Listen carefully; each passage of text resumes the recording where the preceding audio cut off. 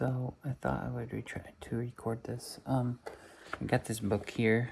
I ordered it a while back, and I haven't even read through hardly any of it. I read through I think like one or two stories. But this was the one about the flood. It's called I gotta look to read it. Sorry, Jewish Fairy Tales and Legends, a delightful collection of 25 classic stories for Jewish children. Aunt Naomi, Gertrude, Landa is what it says. I'll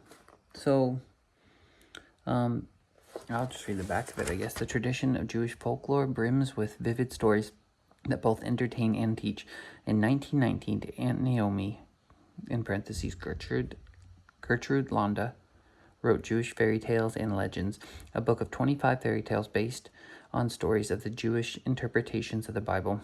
While some of the themes are familiar from contemporary fairy tales and folklore, other stories in this collection are infused with the inimitability Jewish struggle for survival and dignity. I don't know if I said that word right. All are flavored with a large helping of gentle humor. Jewish Fairy Tales and Legends tells of the boyish exploits of Abraham, Moses, and David, but also includes stories of higgledy-piggledy palaces, beggar kings, quarreling cats and dogs, water babes, bogeymen, magic red slippers, and Talmudic Sinbad, Alexander the Great, and even the story of a star child. Aunt Naomi strove to create a collection of Jewish delights that boys and girls should add to their treasures of Jewish fairy lore and child romance. In this, the succeeded Jewish fairy tales and legends not only preserve a cultural history, but also is richly entertaining. So when I bought this, for some reason, I feel like I vaguely remember there was a second one, but I don't know if that's true. I would have to look again at some point. But anyways, so this is, I'll probably do these out of order, just whichever one interests me, I guess. I don't even know if I'll do all of them, because there's quite a few in there. If you see that, I don't know how many there are. Maybe like, oh wait, I said 20. Sorry, I already said that. Said that on the front. So I always read this one because I remember reading this one and I thought it was interesting. This is the giant of the flood. Just before the world was drowned, all the animals gathered in front of the ark, and Father Noah carefully inspected them. All ye that lie down shall enter and be saved from the deluge that is about to destroy the world, he said, yet that stand cannot enter. Then the various creatures began to march forward into the ark. Father Noah watched them closely. He seemed troubled. I wonder, he said to himself, how I shall obtain a unicorn, and how I shall get it into the ark. I can bring thee a unicorn, Father Noah, he heard in a voice of thunder, and turning round he saw the giant Og. But thou must agree to save me too from the flood.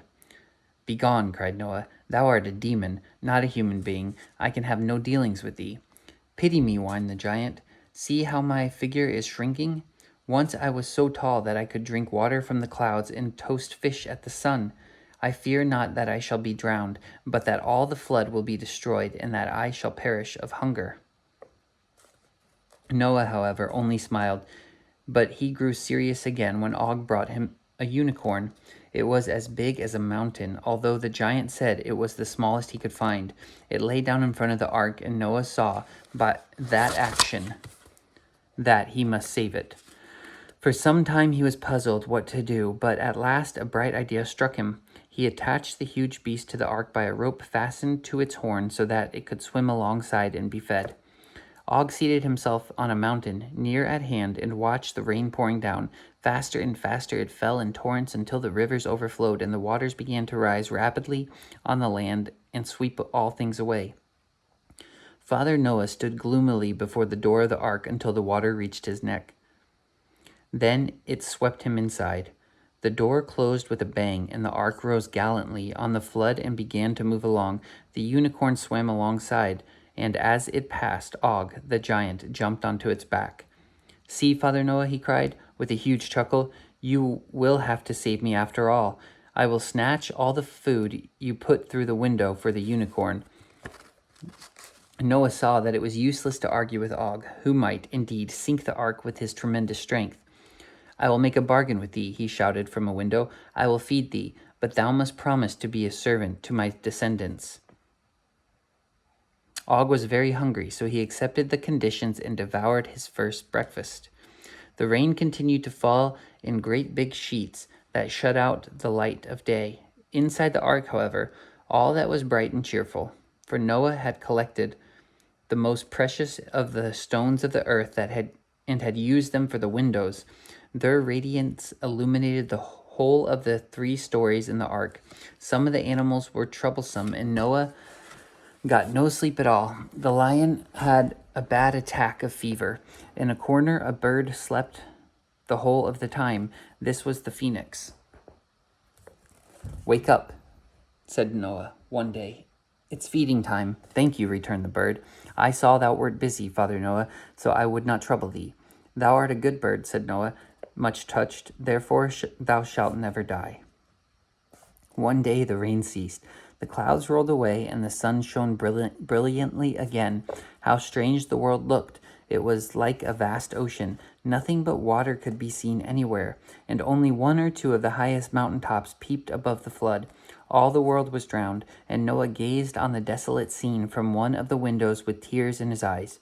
Og, riding gaily on the unicorn behind the ark, was quite happy.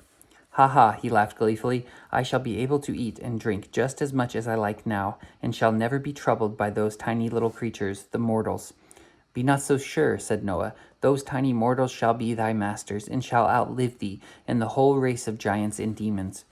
The giant did not relish this prospect. He knew that whatever Noah prophesied would come true, and he was so sad that he ate no food for 2 days and began to grow smaller and thinner. He became more and more unhappy as day by day the water subsided and the mountains began to appear. At last the ark rested on Mount Ararat, and Og's long ride came to an end. "I will soon leave thee, Father Noah," he said. "I shall wander round the world to see what is left of it." "Thou canst not go until I permit thee," said Noah. "Hast thou forgotten our compact so soon? Thou must be my servant. I have work for thee." Giants are not fond of work, and Og, who was the father of all the giants, was particularly lazy. He cared only to eat and sleep. But he knew he was in Noah's power, and he shed bitter tears when he saw the land appear again. "Stop," commanded Noah. "Dost thou wish to drown the world once more with thy big tears?" So Og sat on a mountain and rocked from side to side, weeping silently to himself. He watched the animals leave the ark and had to do all the hard work when Noah's children built houses. Daily he complained that he was shrinking to the size of the mortals, for Noah said there was not too much food.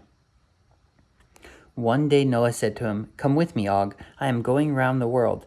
I am commanded to plant fruit and flowers to make the earth beautiful. I need thy help." For many days they wandered all over the earth, and Og was compelled to carry the heavy bag of seeds.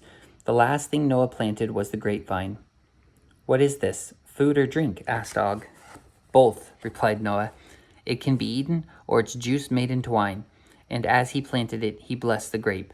"Be thou," he said, "a plant pleasing to the eye. Bear fruit that will be food for the hungry and health-giving drink to the thirsty and sick." Og grunted. "I will offer up sacrifice to this wonderful fruit," he said. "May I not do so now that our labors are over?" Noah agreed, and the giant brought a sheep, a lion, a pig, and a monkey. First he slaughtered the sheep, then the lion. "When a man shall taste but a few drops of the wine," he said, "he shall be as harmless as a sheep.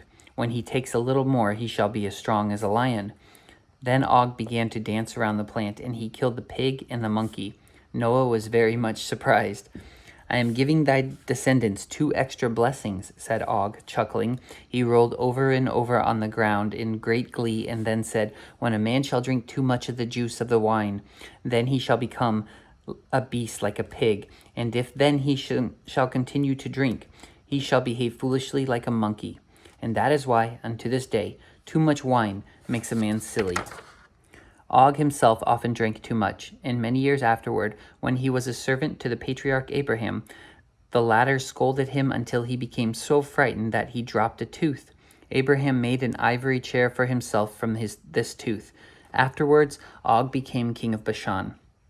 But he forgot his compact with Noah, and instead of helping the Israelites to obtain Canaan, he opposed them. I will kill them all with one blow, he declared.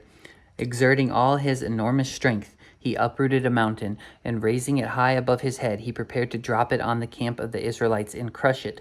But a wonderful thing happened. The mountain was full of grasshoppers and ants who had bored millions of tiny holes in it. When King Og raised the great mass, it crumbled in his hands and fell over his head and round his neck like a collar, and he tried to pull it off, but his teeth became entangled in the mass. As he danced about in rage and pain, Moses, the leader of the Israelites, approached him. Moses was a tiny man compared with Og. He was only 10 ells high, and he carried with him a sword of the same length. With a mighty effort, he jumped 10 ells into the air, and raising the sword, he managed to strike the giant on the ankle and wound him mortally. Thus, after many years, did the terrible giant of the flood perish for breaking his word to Father Noah.